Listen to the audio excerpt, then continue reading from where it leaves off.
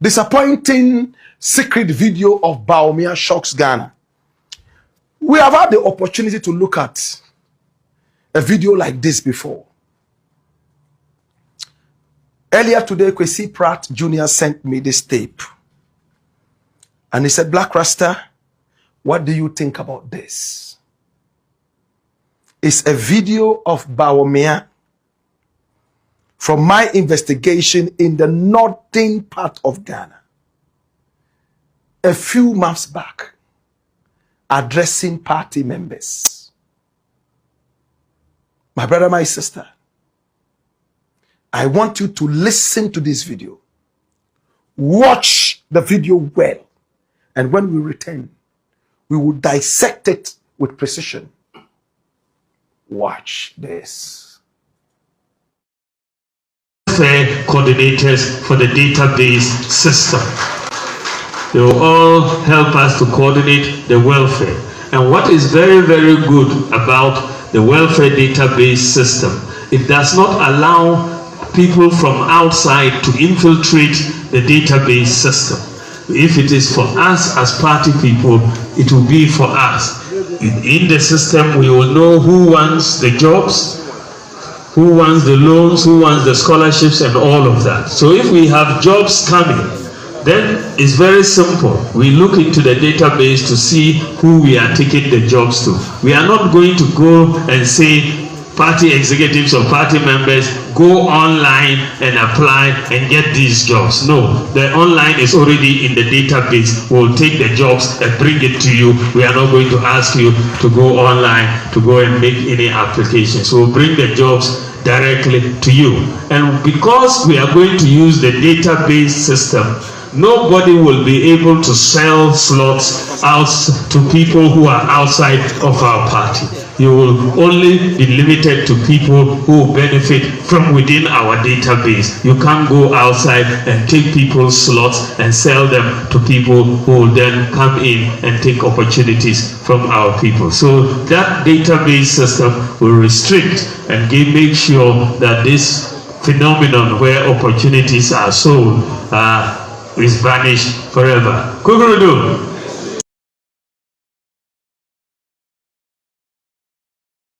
Did you hear that? He was vice president of the Republic of Ghana for 8 years. Then he came back to us and told us that we should give him the opportunity to be president of this nation. And we asked him, the 8 years that you've been in power, we didn't see much. How can we trust you with another tenure? This time around, making you president. The excuse he gave us was that he was not in charge in the 8 years. He was only a mate, a driver's mate. So we asked him, as the driver's mate, you could not tell the driver that he was moving in the wrong direction? And he said, even if you tell the driver that he's moving in the wrong direction, he is the boss and he decides what direction to go. We asked him again, would you endanger your life sitting in a car that is moving in the wrong direction? Why did you not jump off the bus to alert the whole of the country that the driver was driving in the wrong direction? He told us that if he could solve everything,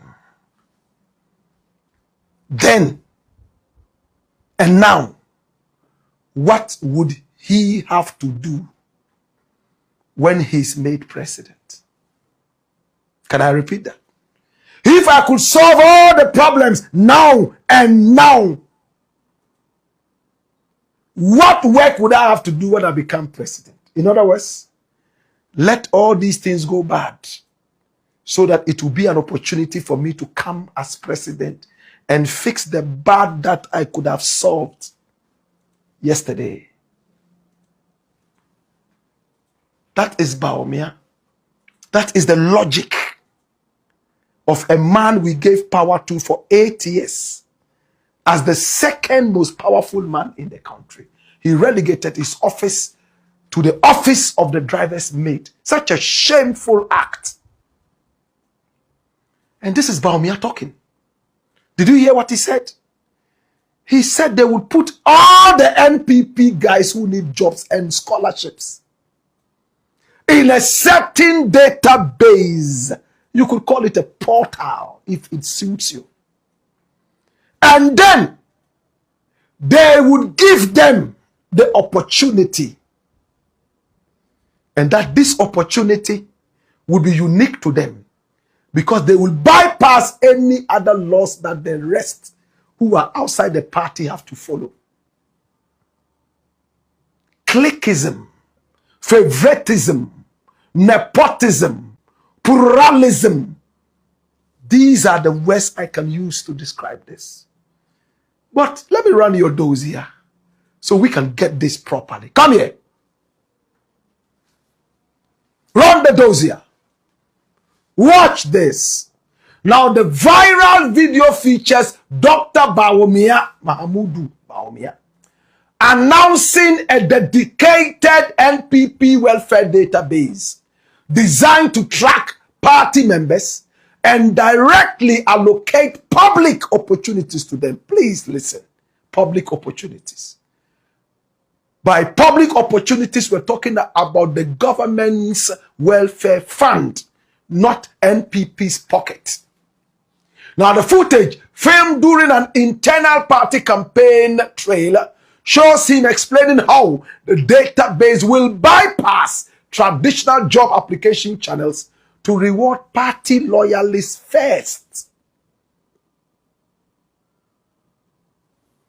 What did he say in that video? In the video, Dr. Bawumia outlines a system that strictly prioritizes NPP card-bearing members for government benefits. Government benefits, not NPP benefits. What is supposed to be for the state, they will give it to NPP first and foremost. And if after NPP, there's nothing left, so be it. That's what Bawumia was talking about. Now, what are the key points from the speech? Direct allocation. He stated that party members will not need to submit CVs. Everyone going for a job needs a CV.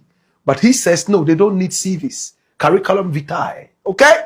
Or go online to apply for jobs. Instead, coordinators will use the database to identify members and bring the jobs directly to them. Interesting. Magic. He stressed that the system will block people outside the party from infiltrating the database, ensuring that jobs, loans, scholarships, business support, and sponsorships are kept strictly within the party circle. My brother, this is a coup d'etat. This is a coup d'etat. Loans, scholarships, business support, sponsorships will be for NPP. That's what he said. He also mentioned that utilizing this secure database will prevent middlemen or party executives from selling job swaps to non-members. CPP, no way. NDC, no way. Only NPP. And there was a big backlash. The critics were here. Critics argued that prioritizing jobs and state scholarships based on a political database promotes nepotism. They point out that public jobs and national resources should be distributed fairly to all citizens based on merit rather than party cards. Right now it's about party cards, not common sense. Your party card, not a CV. Your party card, not your skill. Supporters and party communicators have defended the initiative. Listen to the NPP.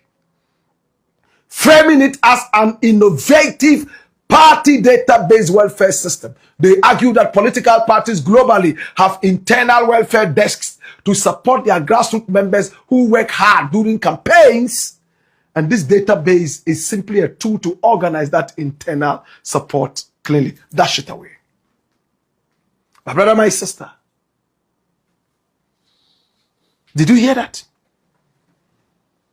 They will centralize organize and distribute state resources to party cohorts and loyalists.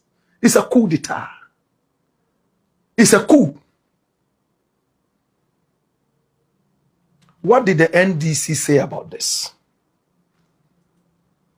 What did the NDC and other well-meaning Ghanaian people say about this?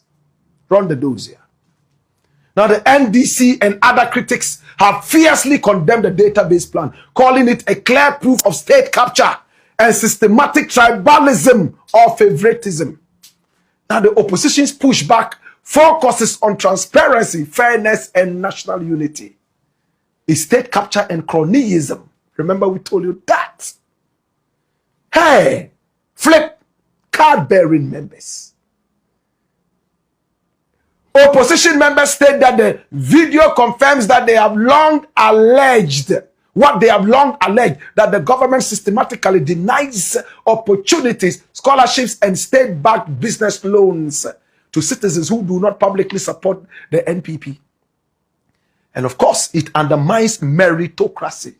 Do you merit it? Do you have the technical know-how?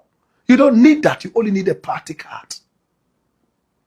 Bawumia should be ashamed of himself. I know that political parties, my brother, my sister, they favor their members. But a wise political party would only favor a member who have the capabilities and abilities. For instance, if 4 people have qualified, and there is a member of your unit amongst them equally qualified, there's nothing wrong with giving it to your member who is as qualified as all the others. 1, because you know him better. 2, you know what this person can do and cannot do beyond just the paper qualification. The Jehovah's Witnesses preach that. The churches preach that. Islam preaches that. That where a Muslim is qualified equally as other people who are non-Muslims, give it to the Muslim. Hallelujah. But where you are not looking at the qualification, there is no meritocracy. It is just plutocracy. Shegu. This is what Bawumia is bringing to us, my brother. Should we allow this? He is so desperate for power. This is what he is bringing to you. He says you don't need common sense anymore. Just go get a party card. And they'll give you scholarships, loans, business opportunities. Where would Ghana be when such jacks, square pegs put in round holes get into power? Your guess is as good as mine. It's the black pot, aka Kokoshonemo, where we speak total power. A story I want us to talk about. And a Friday, Opambo, UK-based Ghanaian PhD students demand release of 4 assault footage within 7 days. You see, I would like to advise the ambassador or UK. No, I feel this government should put a halt on every nonsense called scholarship in the UK. So, check Ghana scholarships, baby, a chrono wapa, it's in the UK. 95% of the people in the UK are almost various scholarships, so they are liars. They don't deserve to have scholarships. Now, you see, most of these people who are making allegations against this woman and whoever she's working with, you know, these are people in the name that we are doing PhD. My friends, with all due respect, if you foolishly want to continue education, go back home and continue it. The taxpayer in Ghana cannot be taken care of. Some of you guys who are living in the UK and pretending as if you say you're Jimmy near Ghana.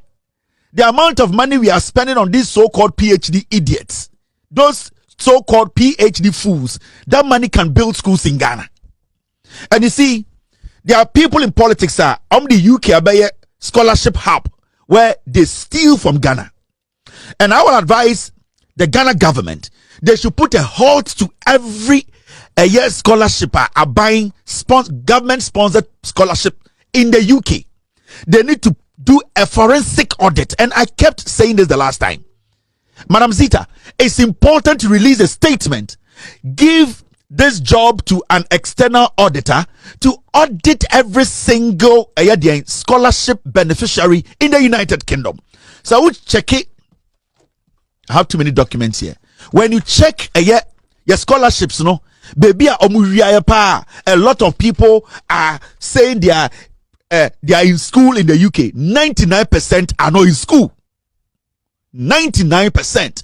And if these so-called PhD students, they feel say they deserve some monies from us, we need to first do some serious auditing, forensic auditing. Because you see, we can't keep feeding people who don't deserve to be paid by the government of Ghana. We are taking care of namasa. School, no? Your end game was that you are going to go to school for government of Ghana to take care of you in abroad. Now when you're ready, so who was school. Now odo kwasi aba betena UK say, I PhD, my sikankote duane. A third world country should not be entertaining this stupidity. Yes. A third world country should not be entertaining this stupidity whereby people find ways, illegal ways. Most of these so-called PhD students in the UK, they were brought in by the stupid MPP government. And now, these foolish foot soldiers are in Kwasiafo, their documentations are not even right and legit. What they want to do, they want to sabotage the ambassador. It's a sabotage. They know what they are doing. This woman, since she went to the UK, she has been firm. She has delivered. So far, I can tell you, Ambassador Sayenyomo UK, that this woman has been the most effective.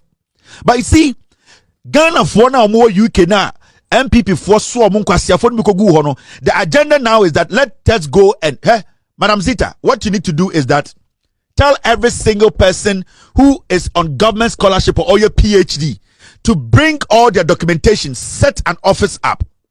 Let you hire an external auditor, let them scrutinize everybody's certification. You will not see anyone in front of your embassy.